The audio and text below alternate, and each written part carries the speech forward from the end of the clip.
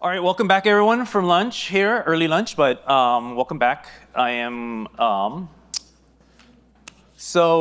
name is Christian Hernandez. I am a technical marketing engineer and tech lead over at Cisco. I am also the ArgoCon co-chair along with Katie and Dan. So, oh, there's Dan in the back. All right, awesome. And today I'm gonna talk about rendered manifests and OCI, right? So, quick agenda. I'm going to go over what the rendered manifest pattern is. There's other presentations on this, so I probably won't go too deep, but I will try to send a baseline here. How it's used and how I use it, advantages and disadvantages of the pattern, what OCI is, how OCI is supported in Argo CD, and how I see OCI and rendered manifests being used, and advantages and disadvantages of those, right? So shameless plug, quick plug, I wrote a book. So I wrote a book with Andrew Block from Red Hat, and I'm very grateful that Acuity decided to sponsor the book, both Andrew and I are, and providing a free digital copy, right? So you can download free digital copy there. If you want a physical copy, there are physical copies of the book here at KubeCon. Andy and I will be at the Acuity booth number 8:30 on Wednesday at 11 a.m. for a book signing.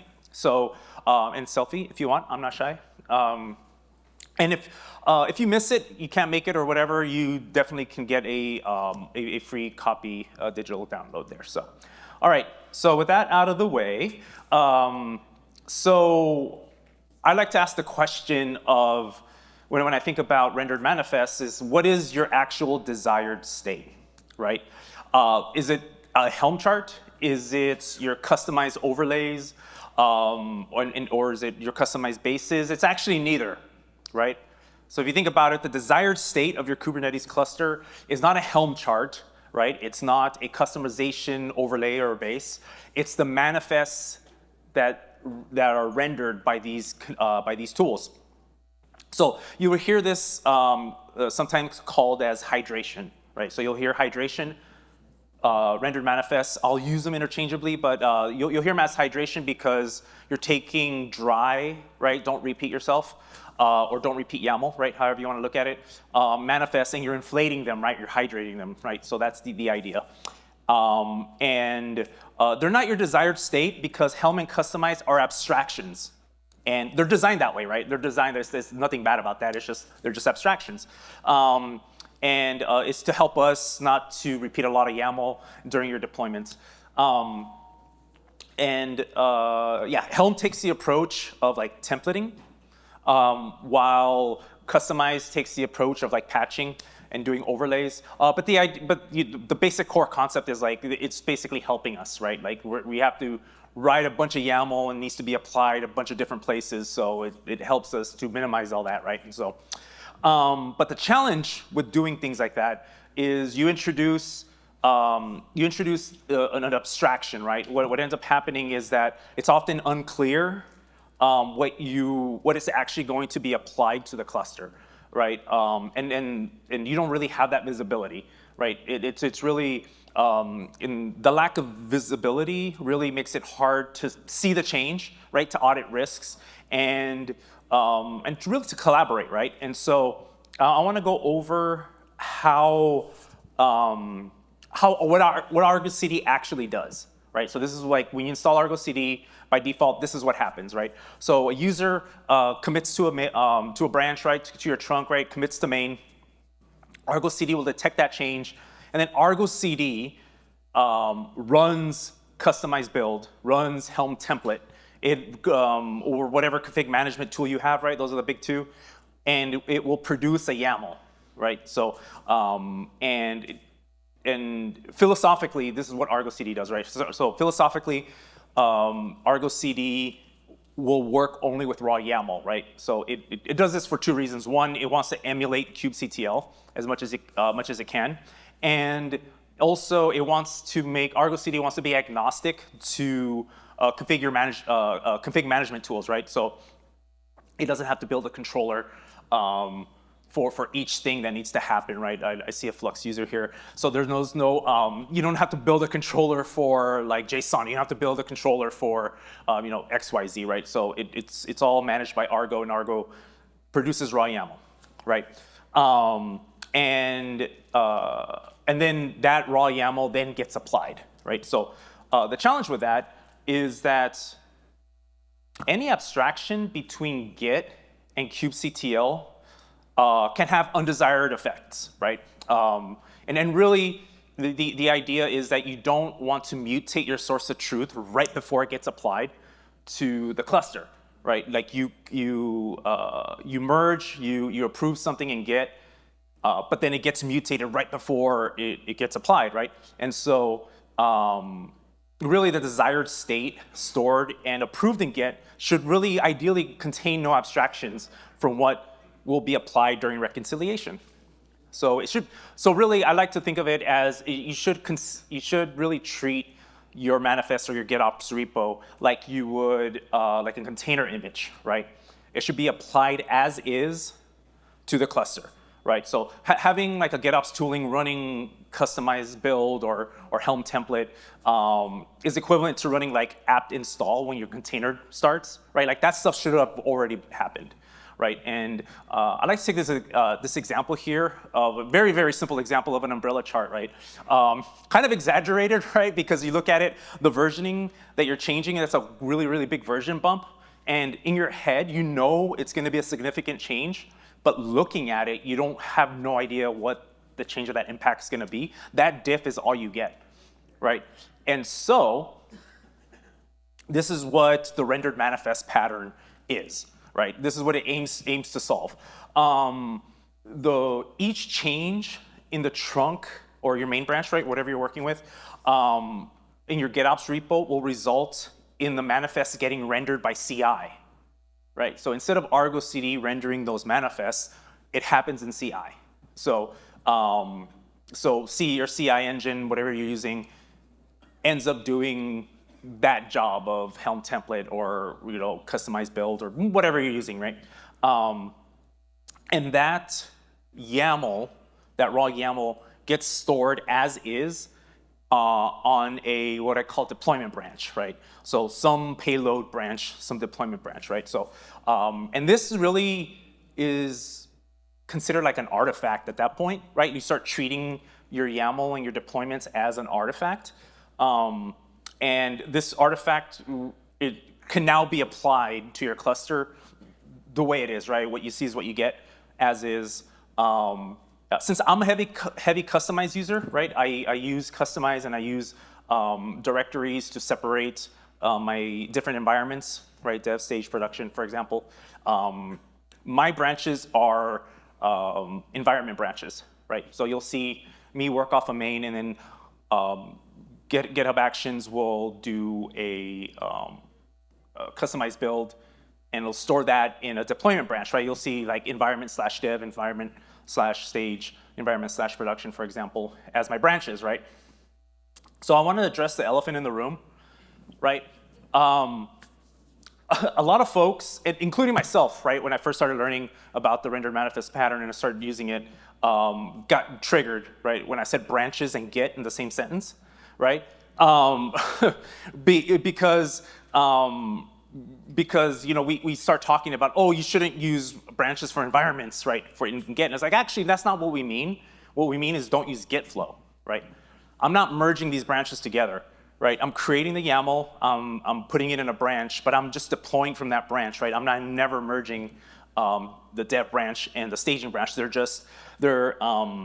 there for convenience, right? You will still use your trunk-based workflow, right? I still recommend the trunk-based workflow. Most people using GitOps are using trunk-based workflows, and you still will do that, right? Like I said before, environment branches aren't used for promotion, right? They're never merged. So instead of the branches are maintained by your automated workflow, right? So again, they're like release bundles. Think of it that way. And it really is a true representation of your desired state, right? You can then take your dev branch and your stage branch, and just do a diff in Git, and you can see what the changes are between environments. You can just clearly see because that is what Argo picks up. And so,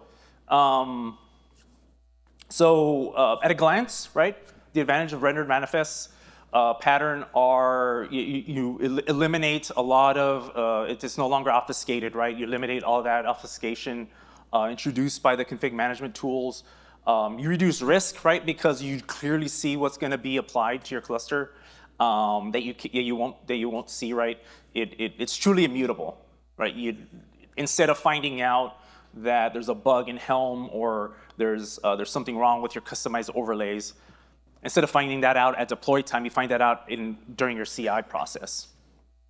And then you can use Git workflows, right? You get all those advantages of setting branch protection rules and things like that, right? So there's really two noticeable disadvantages, right? You're not getting rid of the complexity of rendering your manifests. You're just shifting them over to your CI. So you're not really getting rid of them. You're kind of shifting them over so you can gain more visibility before they get supplied. So it does add more complexity, right? You do have to manage those things, whereas right now Argo manages that for you. Now you have to manage that. And it doesn't work well if you're using things like sealed secrets, right? Tooling that renders plain text secrets. I would argue you should use external secrets operator, right? I think external secrets was great when it first came out, but I think I'm a big fan of the external secrets operator. It has a lot of plugins to different KMSs.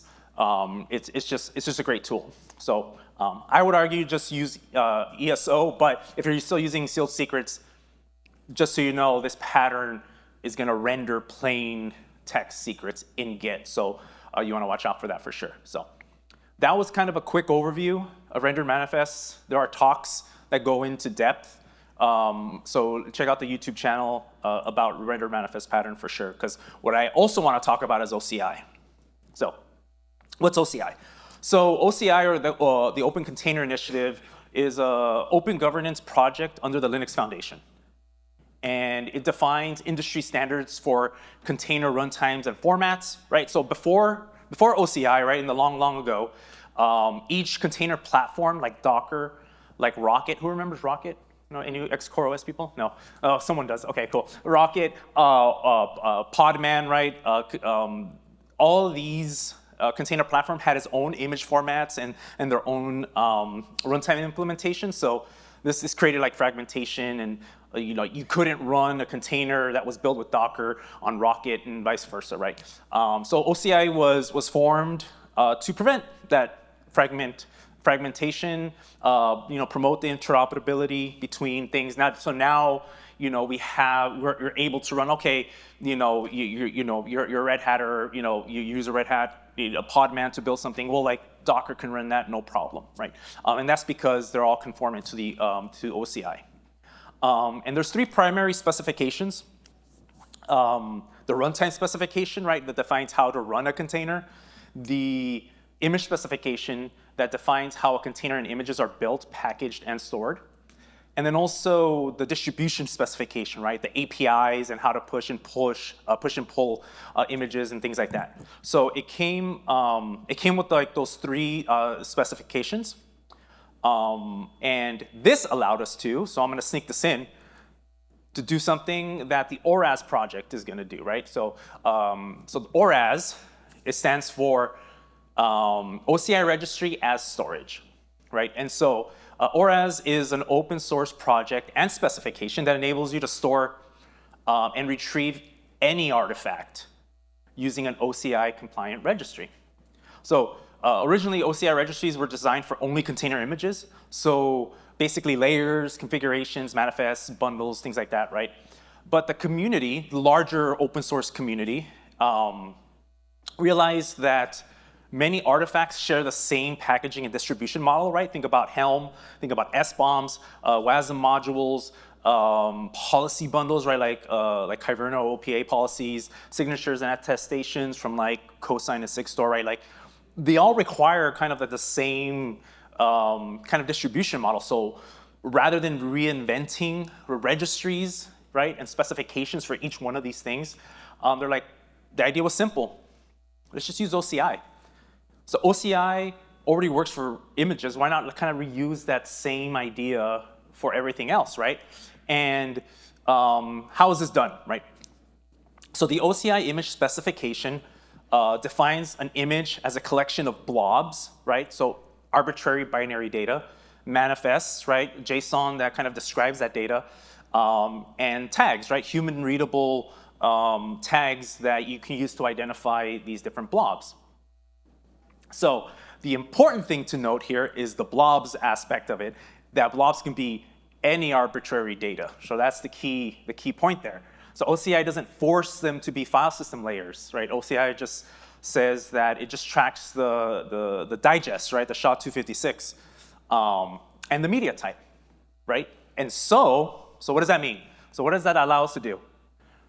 We can use OCI and ORAS to push YAML into these registries, right? So I have a simple example here, right? ORAS has a CLI.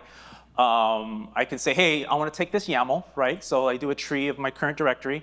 I say ORAS push, here's my registry, here's my tag, do it from this directory, and off it goes, right? So it pushes that YAML up to that registry. So this is really where, one of my famous sayings, this is really where peanut butter meets the chocolate, right? For some reason that saying doesn't hit in Europe. I don't know what to use in Europe. Nutella, not sure. But peanut butter and chocolate, we know here in the US, we all love that. So support really for OCI and Argo isn't new. We just expanded it. Helm has been supporting OCI for a while now. So Argo CD supported you to be able to deploy your Helm charts from an OCI registry. But starting in 3.1, and I believe we just released 3.3, so it's been there for a while.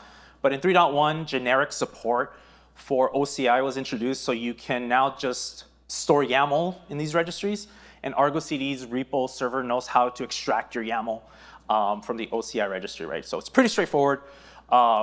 It's from an end user standpoint, it's really easy. You just put the OCI ://URI there, and then where your image is, and then the target revision is just whatever version you tagged it as, right? So what's really cool is that this was like really a big community-led effort. This was actually started by Acuity. It was started by Acuity and Red Hat. The story really goes that big shout out to Blake, who couldn't be here, but hopefully he'll be in Amsterdam. You buy him a beer there. But he was working on a POC with a customer at Acuity. And at the same time, Red Hat was starting to talk about, hey, we need generic OCI support. So Acuity then said, hey, here's our proof of concept build, which got us to about 70% of the way there, which was which was awesome. Like Blake did actually really good job in that. So it was really great community-led effort there. So, but why is this important? So up until now, there was an implied dependency. Every time you had Argo CD, you had an implied dependency on Git and Helm. So you couldn't deploy Argo CD without thinking about Git or Helm, right? So now with OCI, it opens up a lot of use cases, right? I think Michael Crenshaw said in the morning, like with the OCI support, we got a bunch of use cases like edge clusters, right? Now they got a smaller footprint. Disconnected and air gap clusters now can be truly self-contained, right? And I was actually talking to someone, again, shameless plug on my book because I did the Kubernetes book club, talking to someone during the book club meeting and talking about this pattern, and he mentioned like, oh, actually this pattern is really great because in my production environment, we're not allowed to touch Git or Helm. It's not, our regulation doesn't allow us to have those kind of repositories available in our production environment. But with an artifact, I can do this now. It allowed me to have greater adoption with Argo CD. So it kind of opened up these kind of use cases, right? And so what does that mean for the rendered manifest pattern, right? So I kind of took you on a big journey, right? You're like, okay, you started talking about rendered manifest, now you're talking about OCI, now you're talking about storage there. Like how do in Argo CD, how do all those fit together? Really is very simple, where instead of rendering my YAML into a Git branch. Now I'm rendering it into an OCI repository. So the rendered manifest pattern, the idea there was treating deployable manifests as an artifact. And now you can use a registry meant to store artifacts, right? The technology finally caught up with the philosophy of OCI registries really are an ideal place for rendered manifests if you're doing this pattern. So instead of storing your hydrated manifests in Git, you can store them like you would any artifact. You get like this immutable, deployable bundle, and you can start treating your GitOps deployments almost like you would a compiled application. So, advantages and disadvantages, right? What are the advantages, disadvantages? So you have really an artifact-based GitOps experience, and really that's the dream, right? And also, I put that as a placeholder because I couldn't really find a picture of that. So if it doesn't make sense, and just let you know, it was just a placeholder. So the artifact, you get an artifact-based GitOps workflow, a familiar workflow, right? Same as containers. Now you have this kind of workflow there. You have a separation of workflows. Right now you have the separation of like what your Git workflow is and what your deployment workflow is, right? You kind of have these like separation of responsibilities there. You remove your dependency on Git and Helm, right? There's a big disadvantage. Diffing is really hard, right? Before I was saying that, hey, I can just like pick up and just like see the diff in Git. Well, if I don't have Git, how do I see the diff now? Right, and so that's kind of, I think for me, the biggest disadvantage. Like I have this now blob of data that I can't really diff, and it kind of makes it a little hard, right? I have to trust the CI engine a little bit more there. And also, good points are bad points, right? I said you remove the dependency of Git and Helm, but you lose everything that you gain by using Git and Helm, right? Yeah, like there's the good points are bad points there, and it just requires additional workflow and feed and care. Right, and so I was talking to Kostis from Octopus Deploy a little bit about this pattern and OCI and what it means, and really, we really talked about like how this type of workflow really makes sense for administrators. But if you are a developer heavy, right, if your developers are in taking part of your GitOps deployments, it may be a little weird for them, right? So is this for administrators only or administrators and developers? We don't know. So I am actually officially out of time. They gave me that big 0 in the back. And so I'd like to thank you. And remember, I'll be at the QD booth on Wednesday for a book signing, and I will be at the Argo booth all week. So come by, say hi, grab me, talk about rendered manifests. Thank you.